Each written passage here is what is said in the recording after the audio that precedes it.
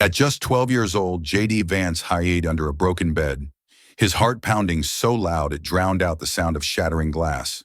The air was thick with the stench of beer, sweat, and the copper bite of blood. Outside his room, voices clashed, curses, threats, a rage that seemed endless. He clenched a broken toy soldier in his hand, the only shield he had against a world that had already given up on him. That night wasn't new, but it was the night JD vowed it would never be his future. It was the night a terrified boy began to carve a path that no one believed possible, from the shadows of a violent home to the shining floor of the U.S. Senate.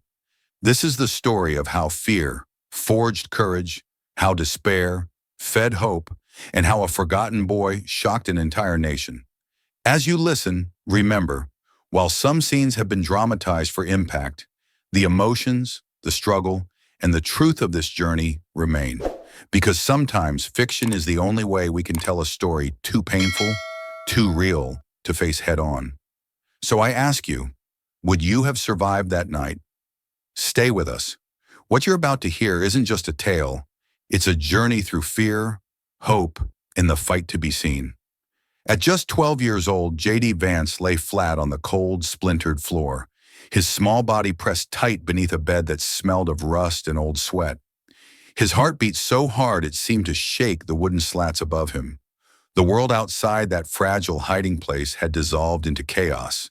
His mother's voice, the voice that once hummed lullabies, had become a monster's roar, slurring curses at an unseen enemy. JD didn't dare move. He clutched a toy soldier in his hand, its plastic edges digging into his palm, as if the little figure might shield him from the storm raging through the house. The walls themselves seemed to tremble. Somewhere in the kitchen, a glass shattered, the sound sharp as a gunshot.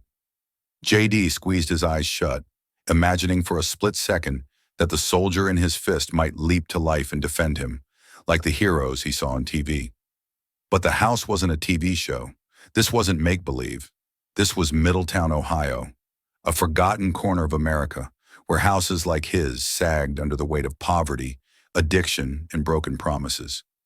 A flash of red and blue light cut through the cracked window pane, painting jagged patterns on the peeling wallpaper. JD didn't look. He didn't need to. He knew that pattern all too well. The flashing lights of rescue that came too late. He counted the seconds between siren wails, each pulse matching the pounding in his chest. Outside, tires crunched on the gravel driveway. Heavy boots thudded up the porch steps. And then came the knock, loud, sharp, and full of authority. "Police! Open up!" JD froze. His mother's rage broke into fragments, her shouting replaced by frantic sobs, apologies slurred through tears. For a moment, the house was filled with a deafening silence, as if the walls themselves were waiting to see what would happen next. JD's fingers tightened on the toy soldier, his knuckles white. He heard the door creak open. Voices, low, commanding, filled the room. The officers stepped inside, their radios crackling, their presence making the small house feel even smaller. JD could see their boots from under the bed, black and polished, so different from his own scuffed sneakers. One of the officers spoke gently, as if calming a wild animal. "Ma'am, let's step outside, okay? We're here to help." His mother's voice, now small, broken, murmured something JD couldn't make out.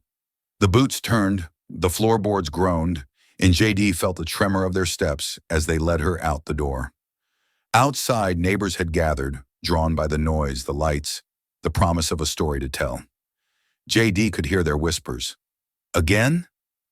That poor boy. She's gonna lose him one of these nights." He felt his cheeks burn with shame, even though he'd done nothing wrong. Even though he was the one hiding, the one praying for peace, the one who would clean up the mess when the lights went away. The screen door slammed. The police car doors opened and shut. The sirens didn't wail this time. The engine hummed, then faded as the car rolled down the street, carrying his mother into the night. JD stayed beneath the bed long after the sounds had gone. The toy soldier lay forgotten on the floor beside him. His hand was numb from gripping it too tight. And in that dark, empty room, a question formed, one that would follow him for years to come. If the police couldn't fix this, who could? Long after the police car's hum faded into the night, JD lay there, beneath that broken bed, listening to the hollow stillness that had taken its place. The house, moments ago filled with rage and chaos, now felt eerily empty, as if even the walls had exhausted themselves from holding back the storm. His body ached from lying on the hard floor, but moving felt like breaking a spell, like admitting that whatever fragile safety the darkness gave him was now gone. Slowly, cautiously, JD crawled out, his limbs stiff, his heart still racing, as if it hadn't gotten the message that the danger had passed. He stood in the middle of his room, staring at the crooked door that hung half off its hinges, and tried to listen for any sound. But there was nothing. No sobbing, no shouting, no promises of change or threats of worse. Just the silence that follows when there's no one left to fight. His stomach growled, reminding him of how long it had been since he'd eaten. He stepped carefully over shards of glass, making his way to the kitchen.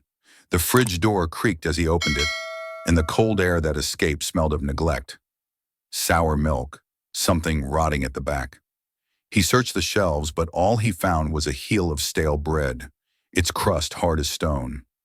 JD broke off a piece and chewed slowly, each bite a reminder of how empty the house and his life felt in that moment. The bread scratched his throat as he swallowed, but he didn't care. It was something. It was all there was. As he leaned against the counter, chewing the dry crumbs, his gaze fell on the corner of the room where a small cake box still sat, untouched. It had been there for days. His birthday cake. The one his mother said his father might come to share, even though deep down JD knew better.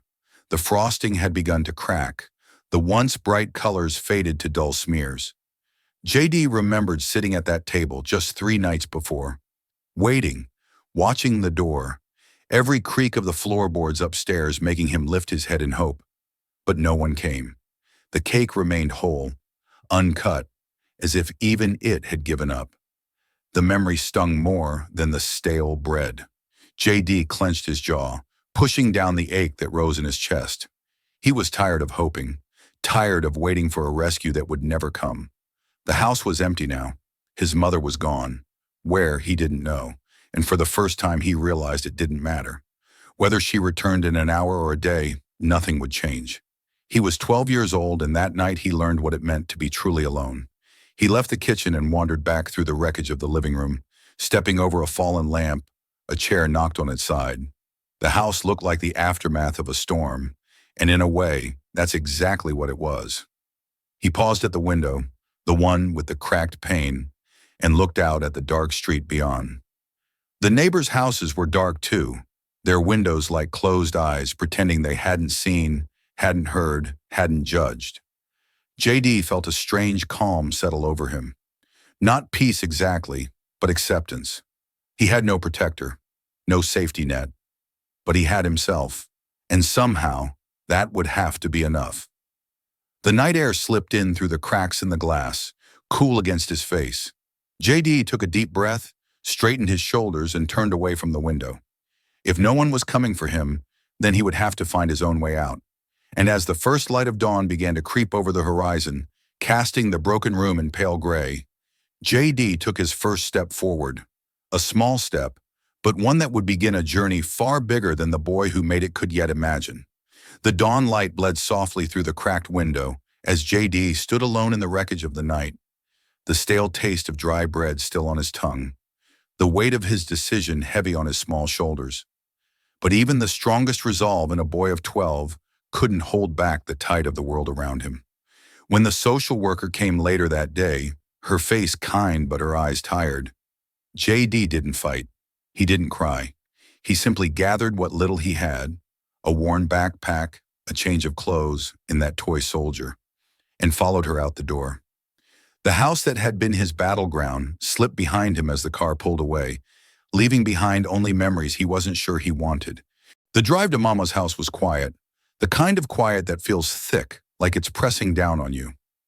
JD stared out the window at the passing streets, familiar yet distant, each turn taking him farther from the chaos he'd known, but not yet sure if he was heading toward something better. When the car finally stopped, he stepped out to see Mama standing on the porch, arms crossed, eyes sharp as flint, her cigarette burning down to the filter. She didn't smile. She didn't run to hug him. She just watched as he climbed the steps, her gaze cutting through him like she could see every scar, every fear, every night spent hiding under that broken bed. Inside, the house smelled of old wood and strong coffee, not the sour stink of beer or smoke. The furniture was worn but upright, the floor swept clean. JD stood there unsure, waiting for the explosion he'd grown used to, waiting for the storm. But none came. Mama stubbed out her cigarette, blew out a long breath, and looked him square in the eye. "Listen here, boy," she said, her voice rough but steady, like gravel under boots. "Nobody lays a finger on you under my roof. You hear me? Not them out there, not anyone, not ever again." JD blinked, not sure he'd heard right. Her words hit harder than any slap, not because they hurt, but because they didn't, because they meant something he hadn't dared hope for. Safety, a promise, fierce and unbreakable. The days that followed were a shock in themselves. Mama wasn't gentle. She didn't coo or fuss. She barked orders, expected him to pull his weight. "Take out the trash. Do your schoolwork. Look me in the eye when you talk." But with every sharp word, JD felt the walls inside him shift, felt the armor he'd built out of fear begin to crack. She didn't hit. She didn't threaten. She didn't lie. When she was angry, she told him why. When she was proud, she said it plain. One evening, as the sun sank low behind the hills and the world outside grew quiet, JD sat on the front steps beside Mama. She smoked in silence, the red tip of her cigarette glowing in the dusk. He didn't say much. He didn't have to. In that moment, for the first time in as long as he could remember, JD wasn't waiting for the next fight, the next insult, the next betrayal. He just sat, breathing in the cool evening air, and let the quiet settle around him. And somewhere deep inside, where fear had lived for too long, a flicker of something new took hold. Fragile as a match flame, but warm. JD didn't know it yet, but that was the start. The start of a boy learning what it meant to stand tall, not because no one would try to knock him down, but because someone finally stood with him. The days at Mama's house settled into a rhythm, steadier than anything JD had ever known. But the world beyond those walls reminded him daily that peace was fragile, and anger ran deep in the veins of the place he came from. From the front porch, he watched neighbors stumble home from bars in the early hours, their voices raised in curses that echoed down the narrow streets. He saw men fight over debts that would never be paid, over grudges no one else remembered, over wounds invisible but raw as any fresh cut. On some nights, the sounds of fists hitting flesh carried farther than the music blaring from rusted pickup trucks parked crooked in gravel driveways. JD sat on the steps, elbows on his knees, listening. It wasn't the noise that troubled him most. It was the familiarity of it, the way it mirrored the storm he'd left behind. He saw his past played out on those streets, the same bitterness, the same blind fury, and sometimes in the shadows of twilight, he wondered if that fury lived in him too. Mama noticed. She always noticed. One evening, as the sun bled orange across the sky and the air smelled of cut grass and cigarette smoke, she settled beside him. Her voice was low, like she was talking more to herself than to him at first. "You know what our people are, JD? We're proud. Too damn proud for our own good sometimes. That's what makes us hillbillies." She paused, taking a long drag of her cigarette, the ember flaring bright in the dimming light. "Pride keeps us standing when the world kicks us down. But pride's got a dark side too. Makes a man too stubborn to ask for help, too angry to forgive, too quick to blame everybody but himself." JD listened, the words settling heavy in his chest. He thought about the neighbors brawling in the streets, about his mother's endless battles, about nights when rage had filled their house so full there hadn't been room for anything else. And he thought about himself, about the heat that rose in him when he felt cornered, about the times his fists had clenched before his mind caught up. Mama exhaled, smoke curling into the cool night air. "We fight ourselves more than we fight anyone else," she said quietly. "That's our curse. And if you don't learn to break it, boy, it'll break you." JD wanted to believe he was different, that he could escape the anger that seemed to cling to his blood. But watching the world outside Mama's door, he wasn't so sure. Every punch thrown, every bottle smashed, every slurred insult felt like a reminder of where he came from, and a warning of where he might be headed. Still, there was a part of him that couldn't let go. The same part that flinched when outsiders mocked his people, that bristled when teachers or strangers talked about hillbillies like they were all the same. Stupid, lazy, doomed to fail. JD felt the sting of shame, but also a fierce, complicated loyalty. Those streets, those voices, that pride, they were his, whether he liked it or not. That night, long after Mama had gone inside and the streetlights flickered on, JD sat alone on the porch, the weight of her words sinking deep. He stared out at the dark, at the fights and the failures, and whispered to himself a promise he wasn't sure he could keep. I won't let it break me. The promise JD whispered to himself on the porch, that he wouldn't let anger break him, stayed with him as the days at Mama's house turned into weeks. But promises are easier made in the quiet of night than kept in the harsh light of day. Nowhere did JD feel that more than at school. At Mama's, he was safe, anchored by her rough but steady love. But the minute he stepped through the school doors, the world seemed to close in, ready to remind him of where he came from and how little that was worth in the eyes of others. The first thing they noticed was his voice. JD had never thought much about how he spoke. The words that came out of his mouth were the same words he heard on the streets where he grew up, at the dinner table with Mama and Papa, in the crowded living rooms of neighbors who had little but shared it anyway. But at school, that voice became a mark against him. His classmates mimicked his drawl and cruel whispers when they thought he couldn't hear, stretched out his words in exaggerated tones meant to mock, not amuse. Then it was his clothes. Mama did what she could, but they didn't have much. JD wore hand-me-down jeans a little too short, shirts that had seen better days. To him, they were clean, they were his. To the other kids, they were one more reason to laugh, to push him to the edges of the room where no one wanted to sit. JD felt the sting of every snicker, every sideways glance, and with it came a storm inside him he didn't know how to calm.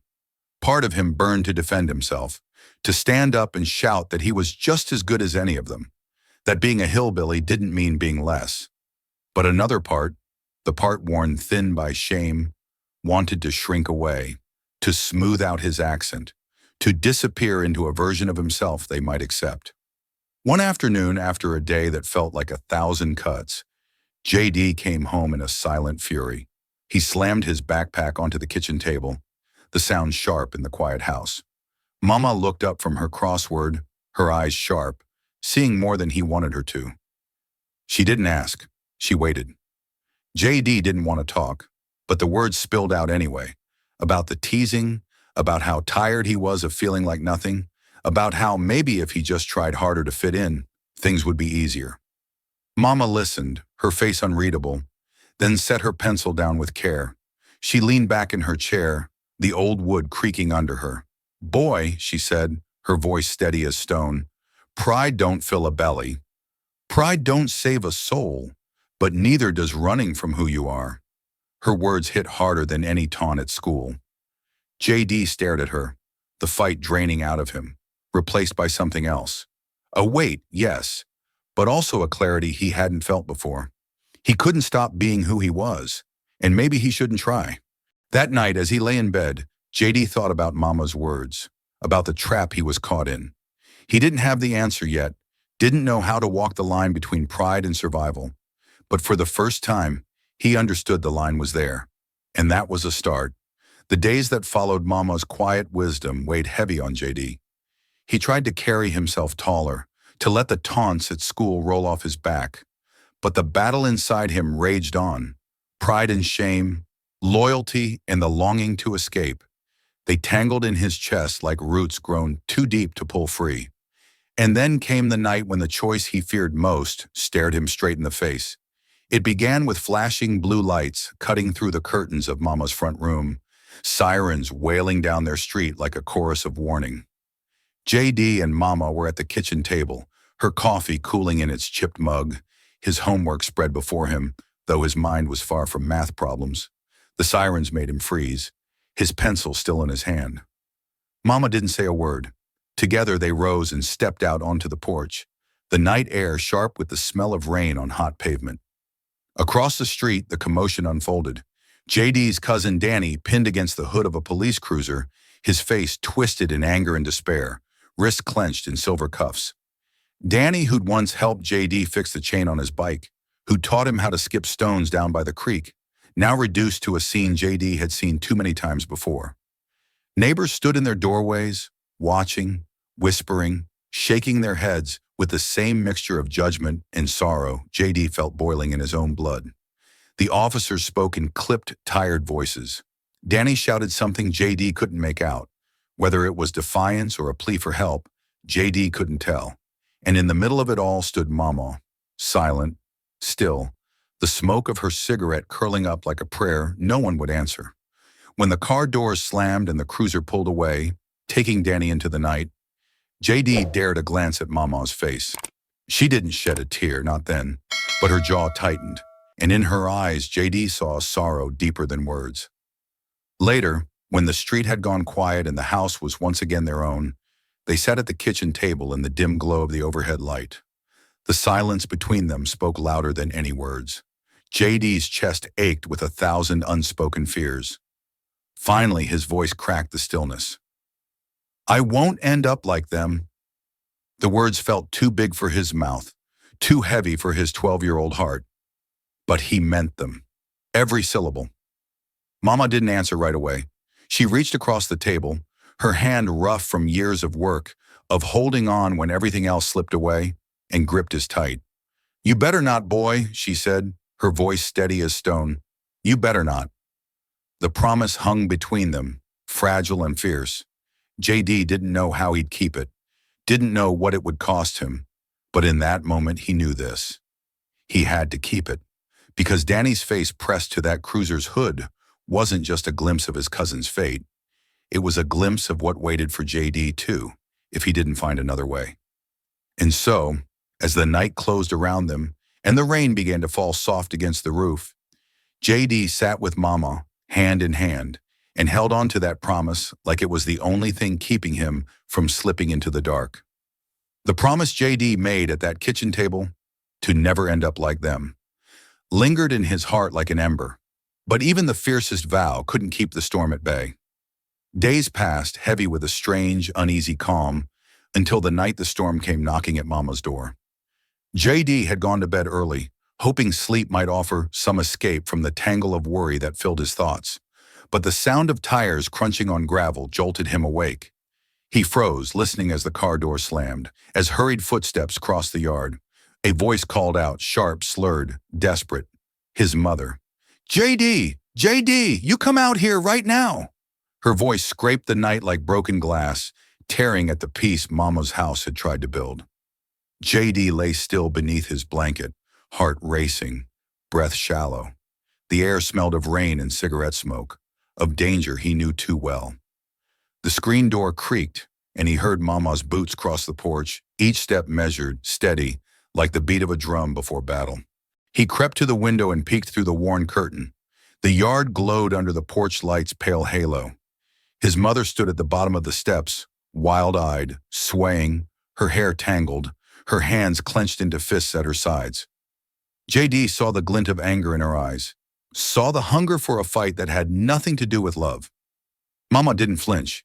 She stood on the top step, her shotgun cradled in her arms, the barrel pointed low but ready.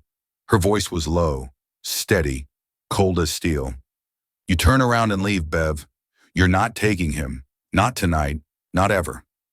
JD watched his mother's face twist, rage and heartbreak battling in her eyes. "He's mine. You can't keep him from me," she shrieked, taking a step forward. Mama's stance didn't change, but her voice dropped lower, dangerous as a rattlesnake's warning. "One more step, and you'll find out just how wrong you are." The night seemed to hold its breath. JD felt his legs tremble, his hands gripping the windowsill so tight his knuckles went white. He wanted to cry out, to stop it, but fear sealed his lips. He could only watch as the woman who'd brought him into the world now threatened to tear it apart. His mother froze, fury burning in her gaze, her chest heaving with the weight of 1,000 unspoken things. Then, with a string of curses, she spat at the ground and staggered back toward her car, swearing revenge as she went. The engine roared to life, the headlights cutting harsh paths through the dark, and then she was gone, swallowed by the night. For a long moment, Mama didn't move. Then slowly, she lowered the shotgun, her shoulders sinking as if the weight of the world had finally pressed down on her. JD slipped back into bed, his body still shaking, tears stinging his eyes, not from sadness but from the storm that had passed so close and left him standing. And as he lay there in the dark, listening to the house settle back into its quiet, JD understood something he hadn't before. Mama wasn't just fighting for him that night. She was fighting for his future, for every promise he'd made, for every chance he might still have. And in that moment, he knew.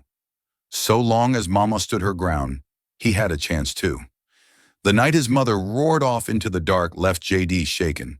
But in the days that followed, Mama made sure he understood that survival wasn't just about standing your ground.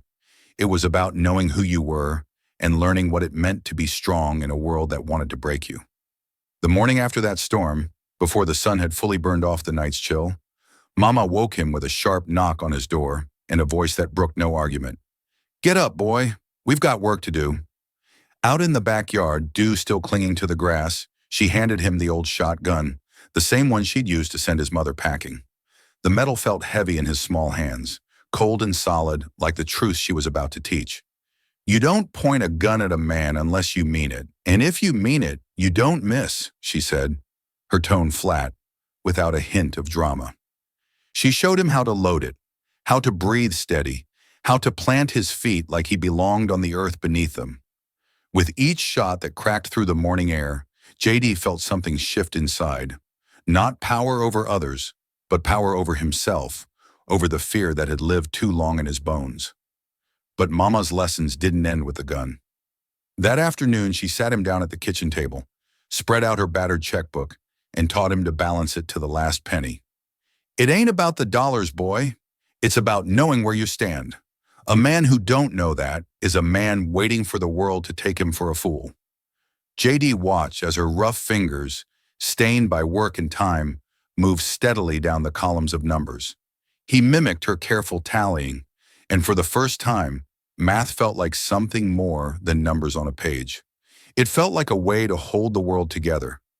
There were no soft lessons in Mama's house, no easy praise, but every task she set before him, every skill she demanded he learn, built something in him he hadn't known he was missing, a sense of worth that came not from where he was born or what others called him, but from what he chose to do, day by day.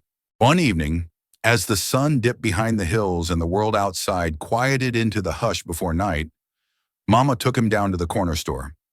As they left, JD held the door open for a man he recognized from the neighborhood. Someone rough, quick with a mean word.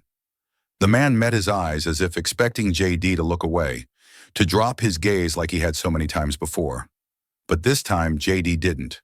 He met that stare steady, not with defiance, but with the quiet strength Mama had shown him how to claim. And for the first time, JD saw something new in return. Not scorn, but respect. Begrudging, maybe, but real. Walking home, JD felt taller, not because he was proud to be a hillbilly, not because of where he came from, but because he was beginning to understand what it meant to be a man worthy of respect. And for the first time, that felt like enough. The lessons Mama taught JD, how to steady his aim, balance his checkbook, meet a man's gaze, gave him a sense of strength he'd never known.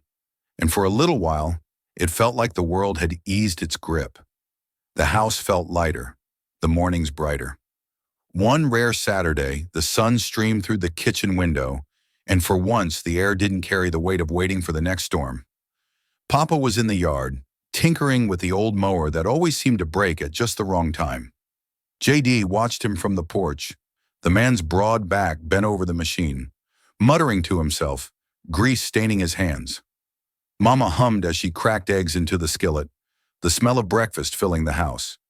JD sat at the table, his schoolwork forgotten, lost in the simple comfort of a morning that, for once, felt normal. Papa came in, wiping his hands on a rag, and stole a piece of toast from JD's plate with a wink. Mama scolded him, but there was a softness in her voice that JD wished could stay forever. But forever never came. The phone rang, sharp, sudden, slicing through the peace like a blade. Mama answered, her voice steady at first, but then JD saw it. The way her hand gripped the receiver too tight, the way her shoulders stiffened, the color draining from her face. When she hung up, she stood frozen for a breath, maybe two. Then she turned and JD saw something he never imagined he would. Tears, silent, unchecked, sliding down the face of the strongest person he knew. "Papa's gone," she said, her voice small in the big quiet of the kitchen. The words felt impossible, like they couldn't be true because Papa had always been there. Solid, dependable, the kind of man who kept the world from falling apart, even when everything else did. The day blurred after that.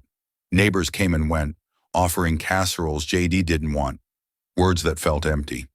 He stood beside Mama at the service, numb, the weight of loss pressing down harder than he knew it could.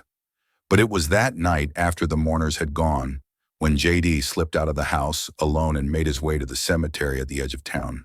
The grass was cool under his feet, the night air still, as if the world itself was holding its breath. JD found Papa's fresh grave, the dirt still raw and dark against the moonlight. He knelt beside it, the scent of turned earth filling his nose, and placed his hand on the mound as if that simple touch could bridge the gap between here and wherever Papa had gone.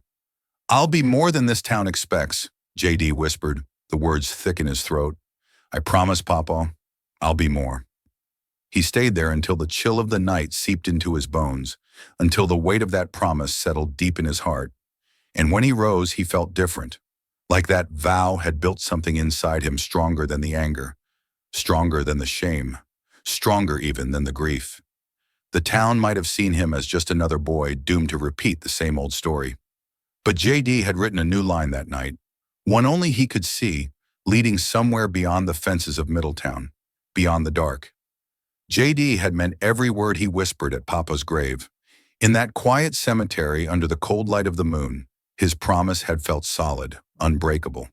But promises, like fences, don't always hold against the storms that come.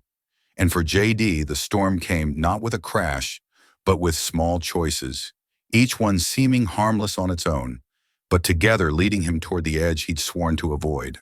It started with a skipped class here, a late assignment there. School, once a place where he'd tried to stand tall, now felt like a reminder of everything he wasn't. The kids who mocked him hadn't stopped. The teachers who looked through him hadn't changed. And so, when a group of older boys offered him a seat behind the gym, shared their cigarettes, their laughter, JD took it. At first it felt good, like he belonged, like he wasn't alone in the fight against a world that had no place for boys like him. One afternoon bled into another, and soon JD found himself cutting school altogether, roaming streets he knew too well, streets where empty bottles lined gutters, and graffiti marked every wall like a map of mistakes. The boys he ran with were full of swagger and anger, and JD let their fire feed his own. Together they broke windows for the sound of shattering glass, tagged buildings with names no one cared to remember, dared each other to push the limits just a little further each time. But the wrong path has a way of showing its cost, and for JD, that reckoning came on a night thick with summer heat, the air heavy with the smell of sweat and gasoline. The group had set their sights on an abandoned shop at the edge of town, its boarded-up windows a challenge too tempting to resist. JD felt the thrill of it, the rush that came with doing what he wasn't supposed to, the rush that drowned out the quiet voice of reason inside him. They had barely started, spray cans hissing, laughter too loud for the hour, when the sirens wailed, sharp and sudden, cutting through the night like a blade. The boys scattered, their sneakers pounding the pavement as they fled into the shadows. JD ran too, his heart pounding so hard it echoed in his ears, his breath ragged as he ducked behind a dumpster, waiting, praying the cops wouldn't find him. He was lucky. They didn't. But as the blue light swept past, as the shouts of the officers faded into the distance, JD felt no relief. Instead, a sick weight settled in his gut. In that moment, hiding in the dark, he saw himself clear as day. Not as the boy who'd made a promise at a grave, but as one more kid on the fast track to breaking it. When he finally crept home, dawn just beginning to bruise the horizon, Mama was waiting. She didn't yell. She didn't ask where he'd been. She just looked at him, and that look, the disappointment in her eyes, the silent question of whether he'd forgotten everything she tried to teach him, cut deeper than any words could have. JDD lay awake that morning. The image of her face burned into his mind, and knew this much. If he kept down this road, no promise, no prayer, no memory of Papa's pride could save him. And that scared him more than any siren ever could. The image of Mama's disappointed eyes stayed with JD, haunting him in the quiet moments when the adrenaline of reckless nights faded and the weight of his choices crashed down. He tried at first to convince himself that he wasn't like the others, the boys who ran until the sirens caught them, the ones who always seemed one bad choice away from ruin. But deep down, JD knew he was standing on the same cliff's edge, and the next time, he might not be lucky enough to slip away unseen. Weeks passed, each one heavier than the last, until the day JD found himself sitting alone behind the school, knees pulled up, the smell of asphalt and stale smoke in the air, wondering what came next. The streets offered nothing but more danger, and school felt like a place he no longer belonged. That's when the recruiter showed up, sharp uniform, steady voice, eyes that didn't look at JD like he was already lost. The man spoke of structure, of challenge, of earning respect instead of demanding it. JD listened, not because he was sold on the pitch, but because for the first time in a long while, someone spoke to him like he still had a future worth saving. That night, JD told Mama. Her face was unreadable at first, but then she nodded, slow and sure, like she'd known all along this was where he was headed. "You need something bigger than this town, boy," she said. "Maybe this'll make a man out of you." Boot camp wasn't a clean slate.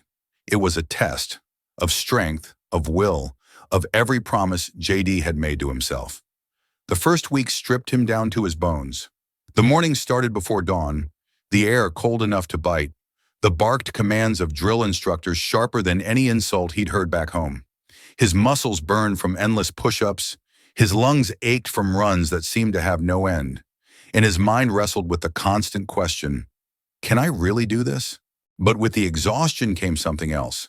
The first time he completed a run without falling behind, when the drill instructor clapped him on the shoulder and didn't need to say a word, just that gesture of acknowledgement, JD felt it. Respect that wasn't given out of pity, wasn't demanded through fear. It was respect he'd earned through sweat, through struggle, through showing up and not backing down. Night after night as he lay on his bunk, too tired to dream, JD thought of Mama, of Papa's grave, of the streets he left behind. The memory of those dark nights, of sirens and shattered glass, didn't disappear, but they no longer defined him. Each day he felt those chains loosen, replaced by something stronger. Discipline, purpose, a sense that maybe, just maybe, he could build a life that didn't end the way so many he'd known had. The military wasn't an escape, it was a proving ground. And as JD pushed through each challenge, each moment he wanted to quit but didn't, he began to believe in something he hadn't dared hope for in a long time, that the boy who once ran from sirens could one day stand tall, not in spite of where he came from, but because of it. Boot camp had forged JD into someone he barely recognized, stronger, steadier, stripped of the doubts that had once clung to him like shadows, but nothing, not the endless drills, not the sleepless nights, not even the hard-won respect of his fellow recruits could have prepared him for the moment when it truly mattered. The moment when training became life and fear had no place left to hide. Iraq was nothing like JD had imagined. The heat pressed down on him like a hammer, dry and relentless. The air tasted of dust and diesel, and the horizon seemed to stretch on forever, empty and watching. Days blurred into nights, patrol after patrol, each one a test of vigilance and nerve. JD had learned to listen to the hum of engines, the crackle of radios, the uneasy silence that always seemed to come before the storm. The ambush came without warning, as they always did. One minute the convoy rumbled along a road lined with broken walls and scattered debris. The next minute the world exploded in sound and fury. The first blast lifted the lead vehicle in a ball of fire and smoke. the shockwave slamming into JD's chest like a giant's fist. Gunfire erupted, sharp and chaotic, rounds tearing through the air so fast they seemed to come from everywhere at once. JD's training kicked in before his fear could take hold. He dropped behind cover, heart pounding, ears ringing, mind racing through every drill, every order, every hard-earned lesson. But no drill could have prepared him for what he saw next. His comrade, Morales, lying exposed in the open, blood staining the sand beneath him. His leg twisted at an angle that made JD's stomach lurch. Without thinking, JD moved. Bullets snapped past, dust kicking up in angry spurts at his feet. But all he saw was Morales. All he heard was the ragged gasp of a man slipping too close to the edge.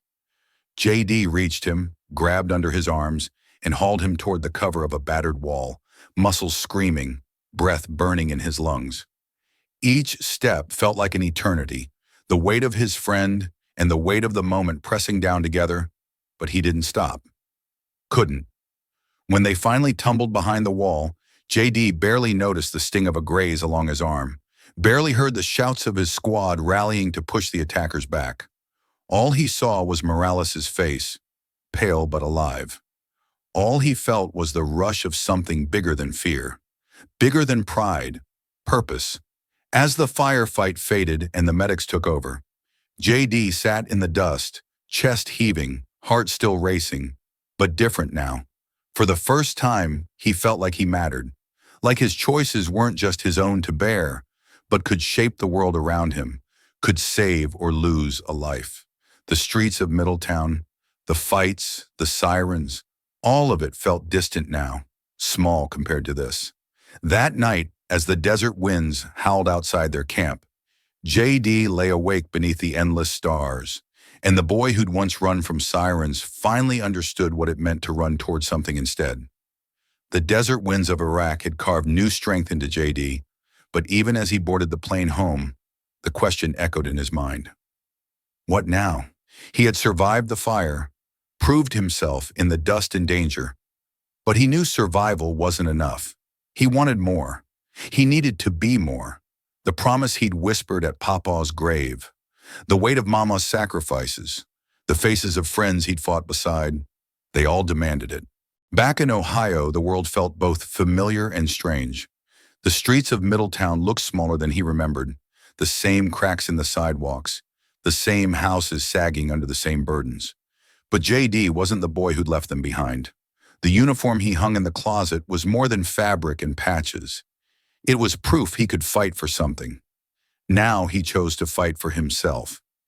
He enrolled at Ohio State, stepping into classrooms filled with fresh-faced students who hadn't seen what he'd seen, hadn't carried what he carried. At first, he kept his head down, feeling out of place among kids years younger, who talked of parties and plans like the world was waiting for them with open arms. But JD had learned how to endure, how to outwork doubt. Day by day, paper by paper, exam by exam, he climbed.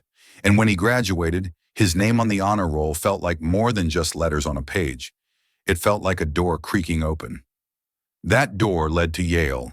JD had applied not because he thought he'd belong, but because he owed it to himself to try. When the acceptance letter came, crisp and official, JD stared at it for a long time, half expecting it to vanish like a mirage. But it didn't, and so he went. Yale was everything Middletown wasn't.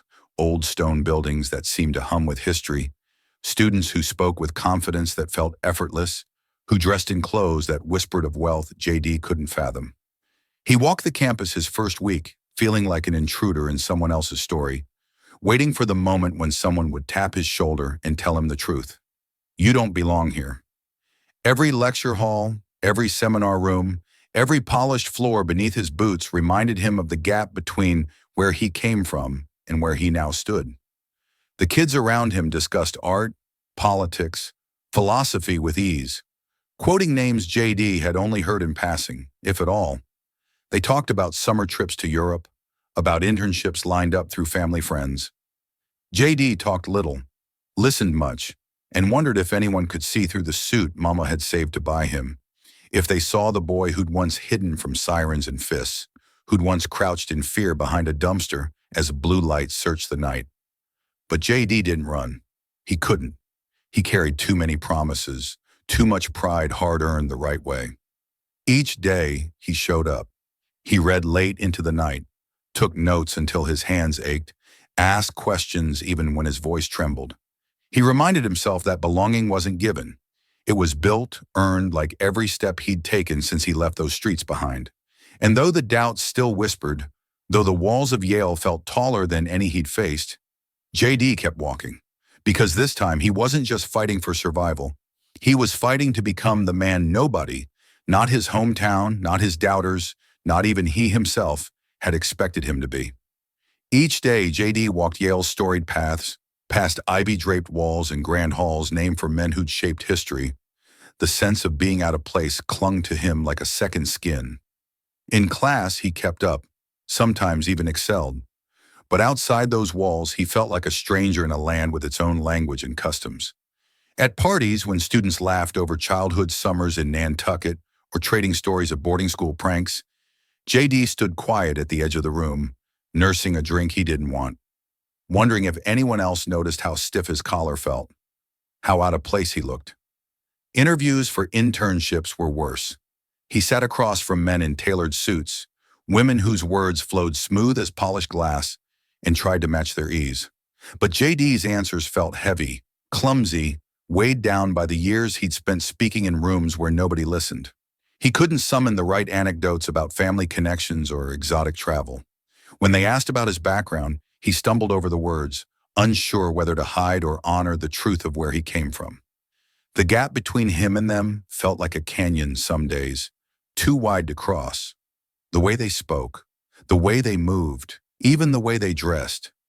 It all seemed effortless, as if they'd been born knowing how to navigate this world. JD, by contrast, felt like he was always 2 steps behind, trying to read a map in a language he hadn't yet learned. He worried that any day someone would see through him, would point and say, "You don't belong here. Go back to where you came from."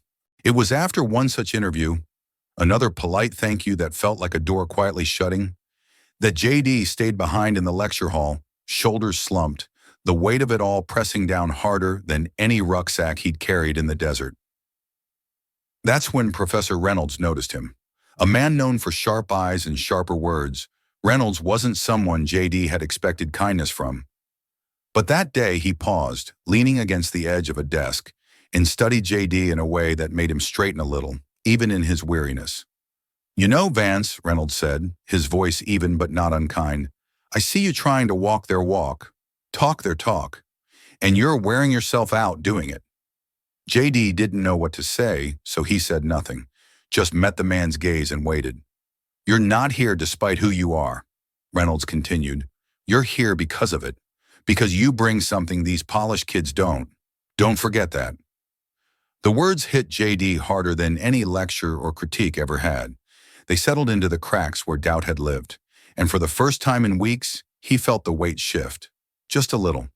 The next time he sat in an interview, the next time he stood at a party's edge, he still felt the gap, but he also felt the truth of Reynolds's words.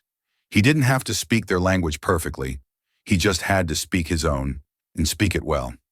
That night, as he walked the campus alone beneath the ancient trees, JD breathed easier.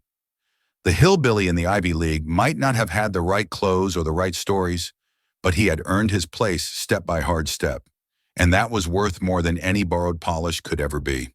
The words of Professor Reynolds echoed in JD's mind long after that afternoon in the empty lecture hall. They gave him something to cling to when the weight of Yale felt too heavy, when the polished voices around him made him question his own. But even so, the nights were hardest. That was when the doubt crept back in, quiet as a thief. In the dark, JD would lie awake, staring at the ceiling of his tiny dorm room, wondering if he was changing in ways he couldn't see, ways that would make him a stranger to the boy Mama had raised.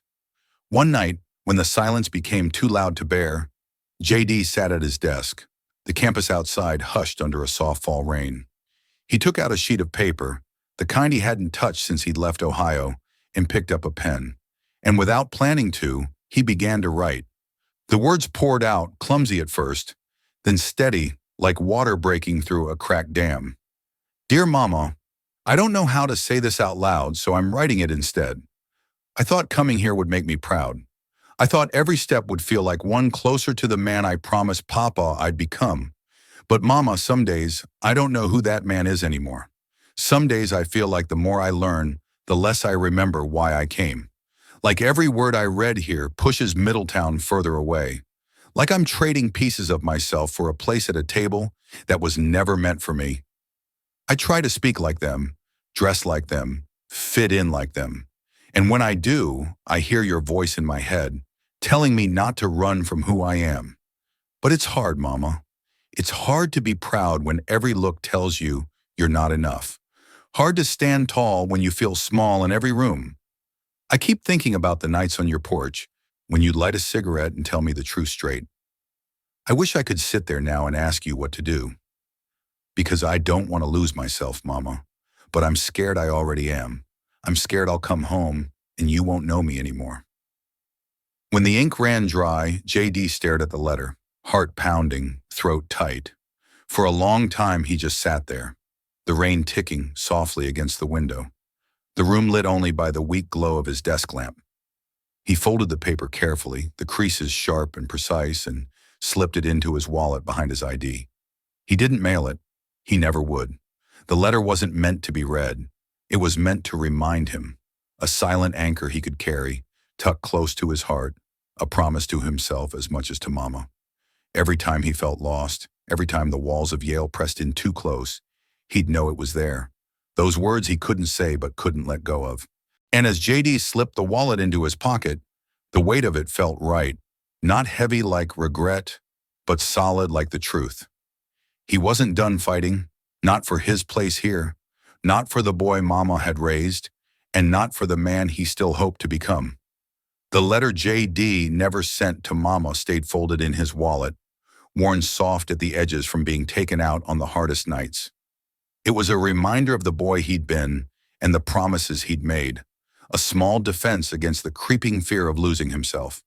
But no letter, no quiet resolve could shield him from what came next. The world outside Yale had begun to call him back, not the streets of Middletown, not the old haunts of his youth, but the voices of the forgotten, the ones whose stories no one seemed willing to tell. JD realized slowly at first, then with growing certainty, that if he didn't speak for them, maybe no one would. And so he began to write. It started in the small hours when the campus was silent, the city beyond asleep. JD would sit at his desk, a blank page glowing on his laptop screen, the cursor blinking like a dare. The first words felt impossible, too heavy, too raw. But once they came, they didn't stop. Night after night, memory after memory spilled onto the page.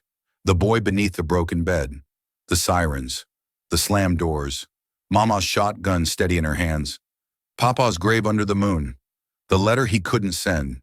Each chapter reopened wounds JD had tried to let scar over. He found himself staring at the screen with blurred vision, not from fatigue, but from tears he didn't remember letting fall. Writing Hillbilly Elegy wasn't catharsis. It wasn't healing. It was excavation, digging through the rubble of his past, holding each jagged piece up to the light, and daring to see it for what it was.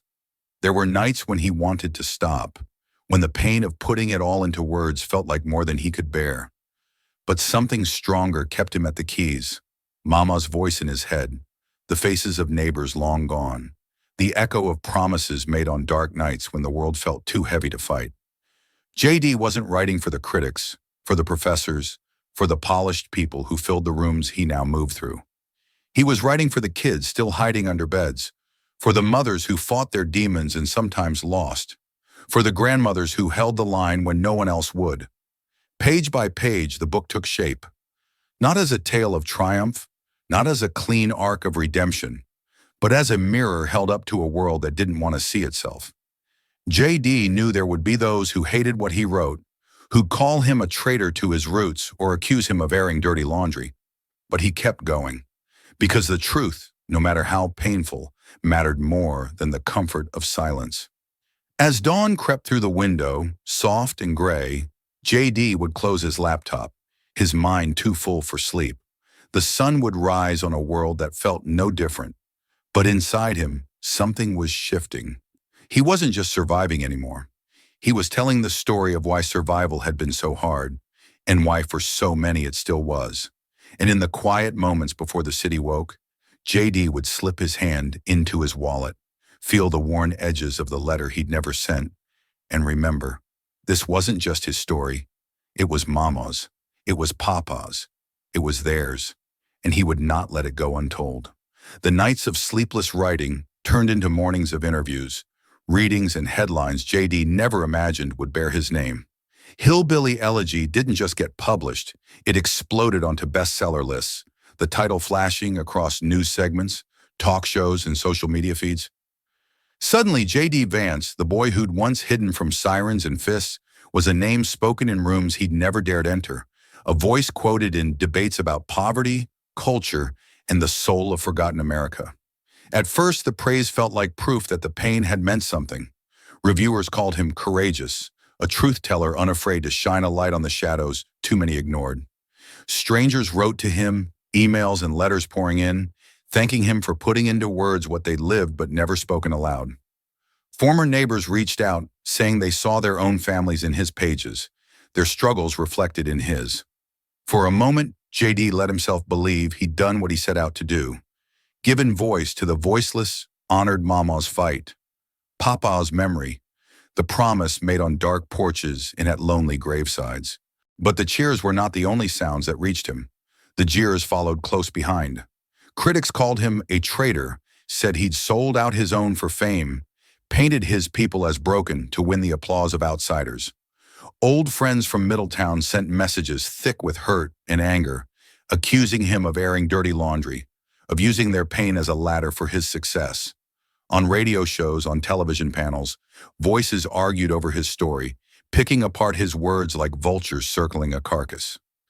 JD sat through interviews where hosts praised his honesty one minute and questioned his loyalty the next. He smiled when the cameras rolled, answered thoughtfully, carefully, but inside the doubt gnawed at him. Each night, when the lights dimmed and the applause faded, he lay awake in hotel rooms far from home, staring at ceilings that all looked the same, and wondered, did I betray them or did I finally tell their story? The question haunted him more than any headline, more than any angry email or glowing review. He thought of Mama, imagined what she would say if she could see him now.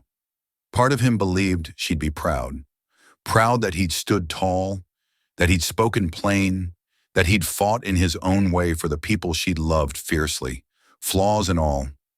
But another part, the part that still carried the voice of every neighbor who'd ever looked at him like family, winced at the thought that he might have hurt them, even if that hurt came from the truth. There were nights JD would pull out the worn letter tucked in his wallet, fingers brushing the creases soft from years of keeping. He would read the words he'd written to Mama but never sent, and remind himself why he started, why the pain of writing had been worth it, why the noise now had to be endured. Because in the end, JD knew this. The cheers and jeers, the praise and the blame, were all part of the same truth. A truth that wasn't clean or easy, but real. And as dawn broke through the curtains, soft and pale, JD would rise, shoulders heavy but steady. He hadn't written for applause and he hadn't written for condemnation. He'd written because someone had to, because the story mattered, even when it hurt. The cheers and jeers followed JD everywhere, a storm he carried with him into every room, every city, every interview.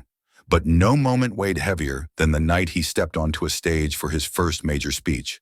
The auditorium was packed, faces turned toward him, not with the mocking smirks of schoolmates past, not with the polished indifference of Ivy League halls, but with expectation, people waiting to hear what he had to say, waiting to decide if his voice was worth listening to.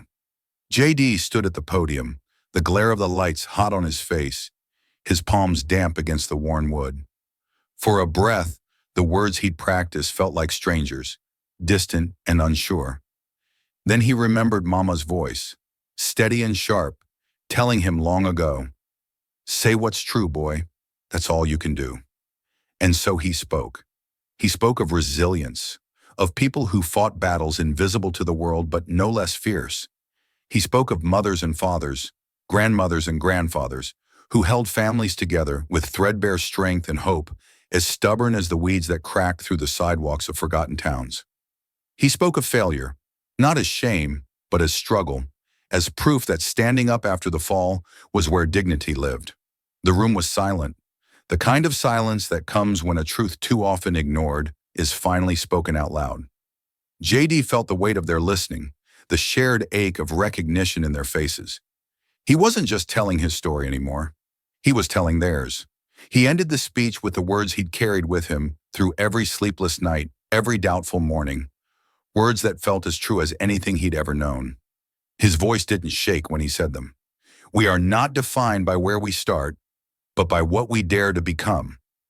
As the applause rose, not polite or distant, but real, JD stepped back from the podium, heart full, knowing that for this moment at least, he had spoken for the silent. And that, above all else, was why he'd come. JD never dreamed of politics. He'd written the book, given the speeches, carried the weight of cheers and jeers alike, and thought perhaps that was enough. But life has a way of calling you forward when you'd rather stand still. It began as quiet requests, an email from a teacher in Kentucky, a letter from a retired coal miner in West Virginia, a handshake at a gas station in Ohio where a woman's voice trembled as she said, "You speak for people like us. We need you." The request grew louder, harder to ignore, until finally JD agreed. Not because he hungered for office, but because he knew what it felt like to be unseen, unheard, and he couldn't bear to look away. He entered the race for Senate with the same mix of determination and doubt that had carried him through every battle before. The campaign trail was brutal in its own way. The hecklers came early and often, voices from crowds accusing him of selling out, of betraying his roots, of being too polished now to understand real struggle. The media wasn't kinder, dissecting his every word, his every misstep, turning his story into sound bites that often missed the heart of what he meant to say. But alongside the jeers came moments that made him steady his shoulders and keep walking. A man in worn work boots, tears in his eyes, who said JD's words had given him the courage to get sober. A young mother who pressed his hand in hers and whispered, "Don't let them forget us." A boy, no older than JD had been when he hid beneath that broken bed, who shyly handed him a letter that simply said, "Thank you for telling the truth." Each encounter reminded JD why he'd stepped into the storm at all. This wasn't about him. It never had been. It was about the promise, the fight, the unseen millions waiting for someone to say out loud what they lived every day. The Senate chamber felt cavernous as JD rose to speak for the first time. The weight of history hung heavy in the air, the gazes of colleagues sharp and assessing. He gripped the edges of the lectern, took a breath, and let memory guide his words. He spoke of Mama, of the woman who stood her ground with a shotgun in hand, who taught him the meaning of strength that didn't rely on fists or fury. He spoke of Papa, of the man who fixed bikes, stole toast from plates with a wink, and taught JD what it meant to show up day after day, even when the world gave you every reason not to. He spoke of the house with the cracked windows and the broken door, the house where a boy once lay awake counting sirens and waiting for the storm to pass. He spoke of the neighbors, the classmates, the friends long lost to addiction, to poverty, to despair. JD's voice didn't rise in anger. It didn't need to. The truth he told was raw enough. He didn't ask for pity, didn't offer easy answers. He simply asked Congress to look, to really look, at the people their debates so often forgot. And when he reached the end, his final words hung in the still air, soft but unshakable. A nation that forgets its poorest forgets itself. For a moment, there was no applause, no rustle of papers, no whispered asides. Just silence, the kind that comes when the truth leaves no room for anything else. Long after the cameras stopped following, after the headlines faded, JD returned to where it all began. The house was smaller than he remembered, worn by time and weather, the porch sagging slightly, the paint chipped and peeling. He stepped onto that porch and sat in the same spot where Mama once watched over the world with sharp eyes and a cigarette's glow. The yard was quiet now, the street empty, but for the breeze that stirred the weeds along the fence line. JD sat there for a long while, listening to the echoes only he could hear. The crack of a screen door, the murmur of Mama's voice, the laughter of a boy who still believed in promises. He whispered into that quiet, words meant only for the night. I kept my promise. The weight of it settled over him, not heavy like regret, but full, like a burden laid down after a long, hard road. JD thought of all he'd seen, all he'd fought for, the streets of Middletown, the sands of Iraq, the halls of Yale, the chamber of the Senate. Each place had shaped him, scarred him, strengthened him. But here, on this porch, he felt whole. As the stars blinked to life above, JD leaned back, the creak of the old wood familiar and grounding. His reflection came soft but certain, out of the shadows into service, for all who still wait to be seen. And in that moment, JD knew, no matter how far he'd come, this was always home. JD's story reminds us that resilience is not born from perfection, but forged in struggle. From a boy hiding beneath a broken bed to a senator standing tall for the forgotten, JD's path was never easy. And that's what makes it meaningful. His choices, both failures and triumphs, shaped a man who refused to let where he started define where he would go. This journey teaches us that true strength comes not from escaping our roots, but from honoring them while daring to build something greater. In a world quick to judge and slow to listen, JD's voice calls us to look beyond stereotypes and see the humanity in every story. What promise have you made to yourself? And how are you working each day to keep it? If this story touches you, don't let it stop here. Like, share, and subscribe to JD Stories, where every voice matters and every story echoes far beyond the screen. This story is a fictionalized and dramatized narrative created for educational, inspirational, and storytelling purposes. While it may be inspired by real public events, people, or societal issues, it includes imagined dialogue, reconstructed scenes, and character interpretations meant to highlight broader themes of justice, dignity, and resilience. Any resemblance to actual events or individuals beyond public knowledge is purely coincidental. We do not intend to defame, mislead, or harm, but to invite reflection and meaningful conversation. Thank you for watching JD Stories.